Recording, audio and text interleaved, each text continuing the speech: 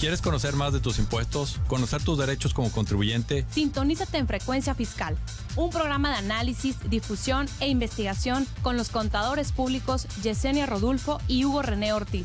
¿Eres emprendedor, estudiante o empresario? Frecuencia Fiscal es para ti. Te invitamos a que seas parte de esta nueva cultura en los impuestos.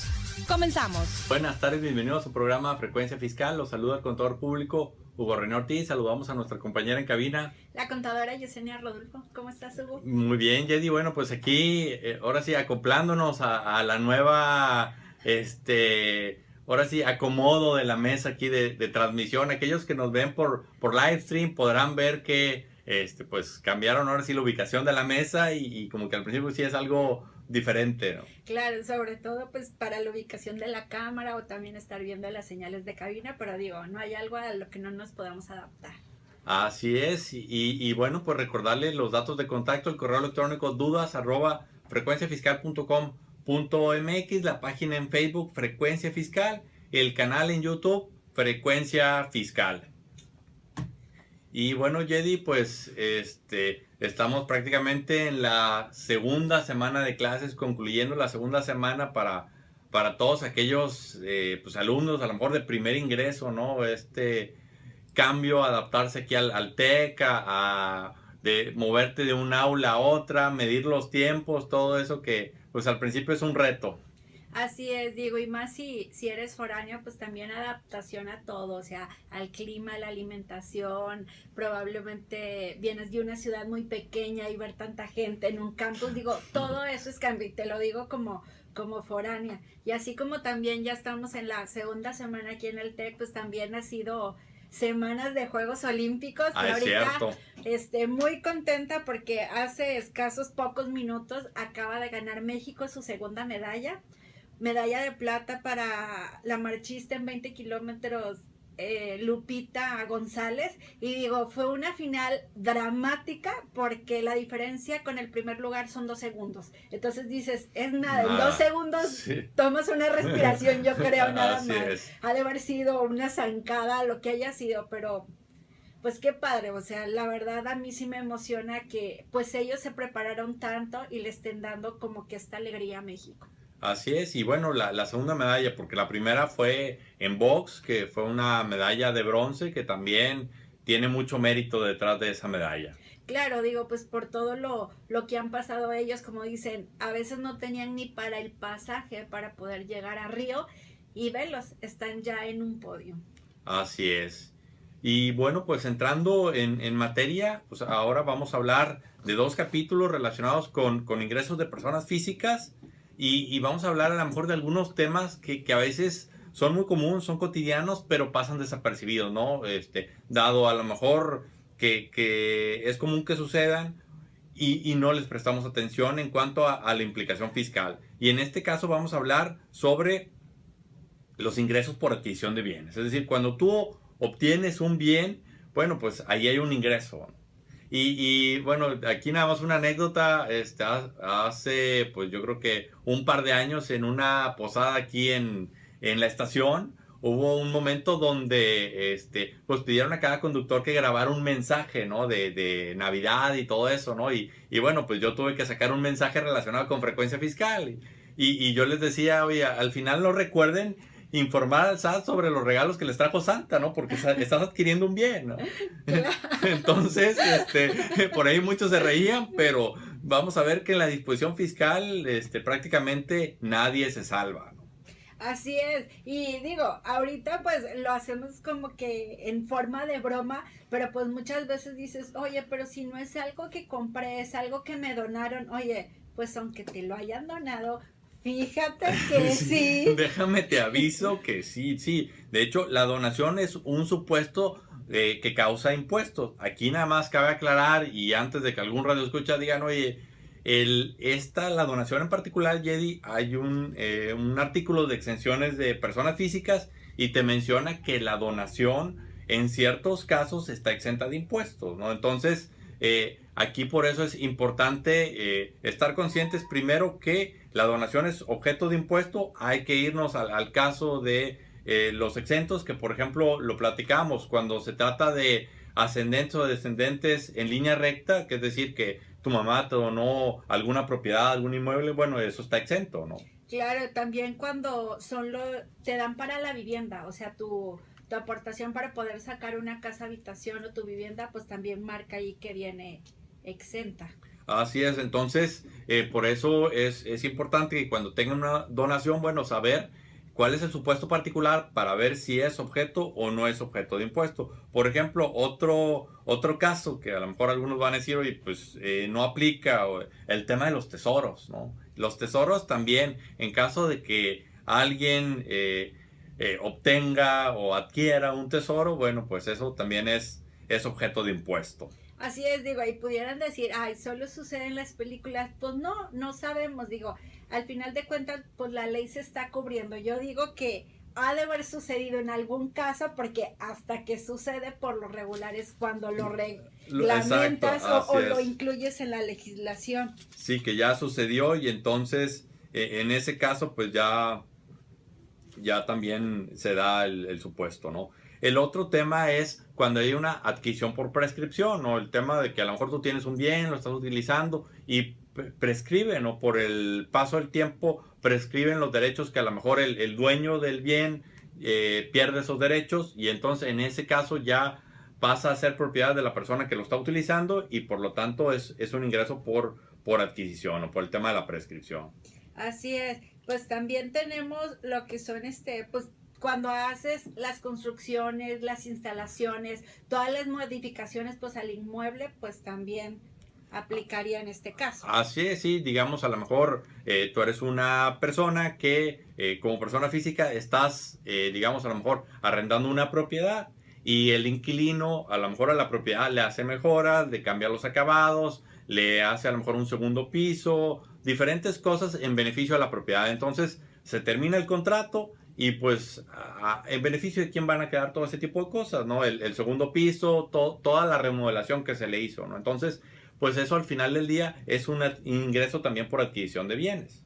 Así es, digo, y de hecho de eso tengo un caso, digo, yo mucho tiempo renté un departamento, por decirlo, fueron 10 años. Entonces nosotros como que le hicimos adecuaciones, o sea, le preguntábamos a la dueña de, oye, ¿podemos hacer esto? Claro que sí. Oye, le quiero meter una reja eléctrica también. Entonces todo eso, ¿qué hizo? Pues cuando nosotros nos fuimos de ahí, lo único fue darle un plus a su vivienda, o sea, de lo que a nosotros nos daba nuestro contrato de arrendamiento, ella creo que le subió como un 30% del valor que nosotros, ¿por qué? Por todas esas adecuaciones. Todos esos beneficios, ¿no? Claro. Y a lo mejor hay algún radio escucha que nos esté escuchando y diga, oye, pues a lo mejor las remodelaciones o las adecuaciones que le hicieron a la propiedad pues no quedaron en beneficio de, ¿no? Y digo, por poner un caso así muy extremo, ¿no? Digamos, tú tienes tu propiedad y resulta que llegó un circo que te lo quiere rentar, ¿no? Y a lo mejor el circo pues hizo sus adecuaciones, hizo una serie de cosas para efectos de poderse instalar. Oye, se va al circo, te quedan esas adecuaciones y oye, pues si yo lo quiero rentar a un supermercado, a lo mejor no sirven esas adecuaciones. Sirve si llega a tener algún otro circo, que a lo mejor sería un caso muy remoto, ¿no? Aquí a lo mejor tendrías que pactar desde el mismo contrato donde se va el inquilino y pues todas esas adecuaciones pues se tengan que entre comillas destruir para dejarlo en las mismas condiciones en las que tú se lo diste para efectos de evitar esta situación, ¿no?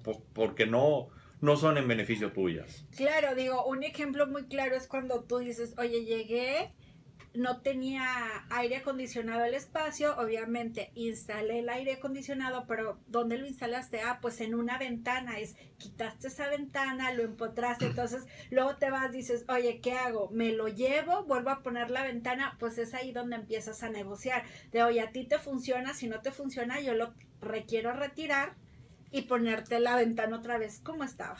Así es, entonces son todo este tipo de casos que a lo mejor el ingreso estamos acostumbrados, lo recibí en dinero, pues, en este caso, o en la mayoría de los casos pudiéramos decir que es en especie, entonces tener mucho cuidado con eso, ¿no? También el otro caso y que se relaciona con lo que platicábamos la sección pasada, el programa pasado, perdón, es, digamos, Jay, tú vas y quieres comprar una propiedad, compras la propiedad y resulta que a lo mejor la propiedad se hace un avalúo que vale, no sé, 100,000 pesos, ¿no? Pero por X o Y razón, tú acuerdas con la persona que te lo está vendiendo que se lo vas a comprar en 70,000 pesos, ¿no?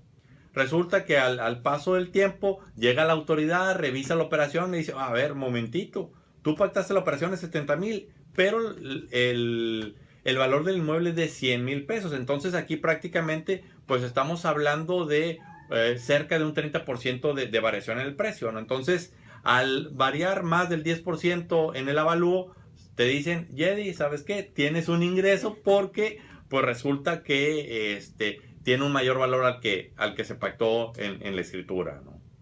Sí, digo, y pues muchas veces ese tipo de detalles no lo vemos en la práctica diaria. O sea, tú dices, oye, pues a mí yo sé que este inmueble vale 100,000, como bien lo dijiste, pero pues a mí me urge, o sea, no se ha vendido en 100,000 y a mí me urge obtener ese recurso ahorita, si le bajo hasta tal cantidad, pero como que no se ponen a ver más allá de, o sea, no se ponen a ver a futuro, o probablemente no se asesoran. Entonces ya de ahí oye, ¿y por qué esto? Es donde ya... Y bueno, y también hay que reconocer y hacer mención que algunos fedatarios públicos están conscientes de esta situación y de repente a la hora que le dan los impuestos a la persona que va a adquirir el inmueble, dice, oye, ¿sabes qué? De impuesto es tanto. Y a lo mejor la persona dice, oye, pues yo normalmente pago el ISAI, un IVA en caso de que aplique, y este impuesto de que, fíjate, pues sale de esta forma, ¿no? Entonces, desde ahí ya también en algunos casos los notarios con los que me ha tocado tratar ya están previendo esa situación. Entonces,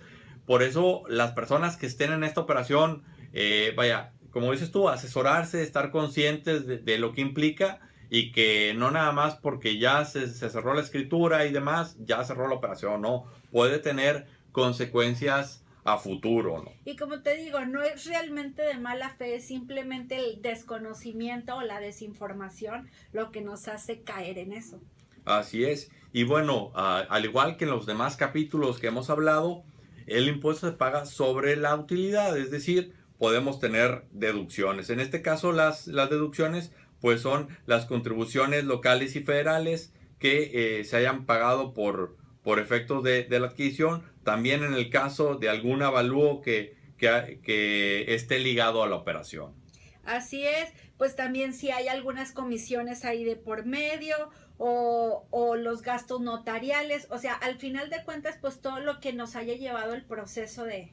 Y por eso también, ya de que es muy importante que la gente pues pida la factura, el CFDI, porque a veces, oye, pues ya la pagué y creen que con eso están del otro lado, ¿no? Hay que tener el comprobante fiscal, que si fue algo de mayor de 2,000 pesos, pagarlo con cheque, con transferencia, o sea, cumplir con todos los requisitos, porque a veces, como dicen por ahí, en este caso el fin no justifica los medios. Así es, y sí es cierto, o sea, es también como que hacer una cultura dentro de la sociedad, el pedir la factura. Antes como que tú la pedías y se te quedaban viendo, o aquí no se factura, ahorita ya no es la opción. Sin embargo, todavía hay negocios como que están batallando con eso. Digo, yo tengo un claro ejemplo, llevan detenida 3 semanas una factura, o sea, yo creo que el chavo ya me ha de soñar, y en eso, al final su pregunta fue, ¿eres contador público, verdad? Y yo, sí. Dice, es que en verdad nadie había insistido tanto en una factura. Y le digo, bueno, o sea, para mí sí es deducible, o sea, por eso te la estoy pidiendo.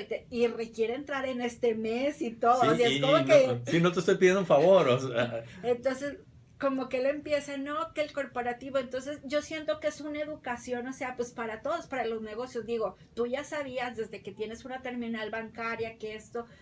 pues requieres emitir tu factura, o sea, estás dado de alta bien. Digo, yo no digo que no cumpla, pero es ¿por qué están fallando en eso? Sí, o sea, porque eso debería ser algo transparente, ¿no? Claro. Que dices, ya tenemos pues varios años con este tema de la facturación electrónica y demás, pero pues como dices, a la fecha por a veces temas administrativos, temas tecnológicos, pues dificultan un poco este proceso, ¿no?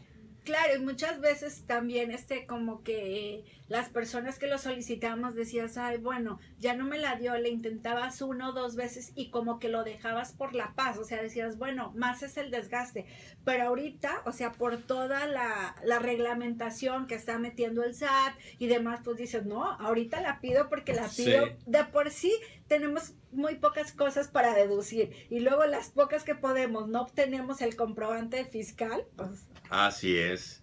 Y bueno, por eso el tema de la conciencia, del tema de la adquisición de bienes, ¿no? Porque hay muchos casos que son muy comunes, que nos lo topamos todos los días, pero por la falta de cultura no lo consideramos y al final del tiempo la autoridad lo puede detectar y esto pues es un tema de impuestos al final del día. Así es, y como lo hemos venido diciendo, para la autoridad no hay la excusa de ups, no sabía.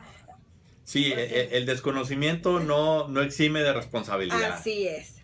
Y bueno, ahora el otro tema es la cuestión de los intereses, ¿no? Y en este caso son los intereses que se han ganado por, pues a lo mejor tengo una inversión o a lo mejor tengo la cuenta de nómina que me paga algo de intereses. Bueno, todos estos intereses que tú recibes, pues son un ingreso, ¿no? Entonces hay que considerarlos. Claro, pues también cuando dices, oye, cuando aporto a mi fondo del retiro, dices, pues al final de cuentas está generando un interés, o sea, es algo que yo estoy dejando ahí. Así es, y aquí lo importante que cabe resaltar es que tú cuando cuando recibes intereses, la institución financiera te retiene un impuesto. Y aquí el tema de la retención sale relevante porque esa retención es en base a una tarifa fija, a una cuota fija. Es decir, no está ligado a que si yo gané o yo perdí. Entonces, puede ser en muchos casos que a lo mejor te pagaron, no sé, 100 pesos de intereses, por decir, y te están reteniendo 50, o sea, te están reteniendo un 50%, una cosa por el estilo.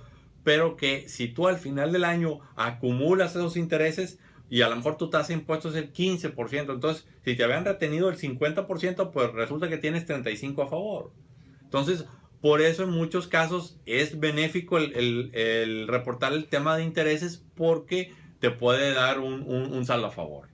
Así es, y hay personas que este tema también lo dejan de lado, o sea, como que, pues los intereses, ahí está, no he ganado mucho, siempre te dicen, es muy poquito, lo que haya sido, es un ingreso por intereses. Y también si consideramos que ahorita la autoridad con el tema de la facilidad electrónica ya aparece precargada la información y si tú omites incluirlo, pues a lo mejor si tenías saldo a favor, la autoridad va a decir, no me coinciden los ingresos, entonces por lo tanto, pues no te regresas tu saldo a favor, ¿no? Entonces, es verlo integral, no nada más verlo en monto que dices, uy, pues lo desprecian por la cantidad, ¿no? O sea, hay quien de perdido ahí sale para pagar los honorarios del contador, ¿no? Porque a veces ni para eso batallan. Entonces, oye, mételo para que de ahí va a salir para pagar mis honorarios, ¿no? Entonces, así es. Y como bien lo dijiste, o sea, ahorita esa información ya viene precargada, o sea, antiguamente podías decir esto sí, esto no hay, ni para qué lo meto, ni para qué hago el esfuerzo,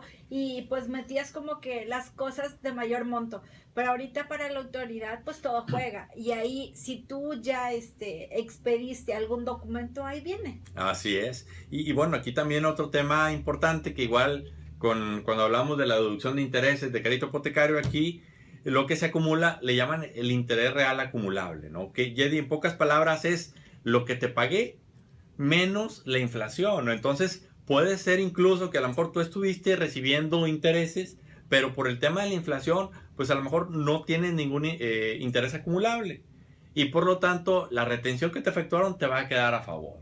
Entonces, por eso es, con mayor razón el tema de incluir los intereses, porque ahorita con las inflaciones que tenemos, que han sido considerables para estos temas, pues tu retención de intereses te queda a favor. Pues sí. Y bueno, pues, como esto de los intereses está otras cosas, que era lo de los rendimientos que tienes por el tema del Afore, por las primas de seguros, cuando está relacionado o va de la mano un rendimiento, entonces por eso hay que tenerlo muy claro, y para esto es la constancia de la institución financiera, ¿no? Al final del año, la institución financiera tiene que presentar una declaración informativa donde, ahora sí, valga la redundancia, informa a la autoridad sobre los intereses que estuvo pagando y te da esa constancia para efectos de que tú lo puedas considerar. Esto fue Frecuencia Fiscal. Te invitamos a seguirnos sintonizando todos los viernes de 2:30 a 3 de la tarde. Gracias.